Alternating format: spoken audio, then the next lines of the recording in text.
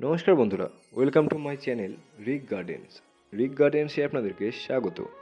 তো বন্ধুরা, আজকের আমার এই ভিডিওর মূল বিষয়বস্তু হচ্ছে আমরা কিভাবে প্রত্যেকটি আম গাছ থেকে খুব সহজেই ম্যাক্সিমাম ফল ধরাতে পারি এই বিষয়ে আজকের আমার এই ভিডিও। আশা করি বন্ধুরা এই ভিডিওটি একটি অত্যন্ত গুরুত্বপূর্ণ ভিডিও হতে চলেছে আপনারা যারা ছাদে গাছ করেছেন তাদের জন্য। ভিডিওর শুরুতেই যে বিষয়টি আপনাদের আম গাছের ক্ষেত্রে বিশেষভাবে খেয়াল রাখতে হবে যে জানুয়ারি ফেব্রুয়ারি মাসে আম গাছে মুকুল আসে। তাই এই সময় জানুয়ারি মাসের শুরুতেই একটি ভালো কপারযুক্ত ফাঙ্গিসাইড প্রত্যেকটি গাছের পাতা ও ডালে স্প্রে করে দেবেন। ফাঙ্গিসাইড স্প্রে করার 7 দিন পর আমরা 1 লিটার জলে 2 ml নিম তেল মিশিয়ে পুনরায় গাছগুলিতে আরও একবার স্প্রে করে দেব।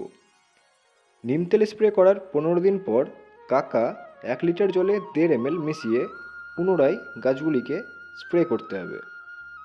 এই 22 দিনের একটি ছোট্ট কোর্স যদি আপনারা করতে পারেন, আমি মনে করি আপনাদের প্রত্যেকটি গাছ থেকে খুব সহজেই পর্যাপ্ত পরিমাণে আপনারা ফল পাবেন।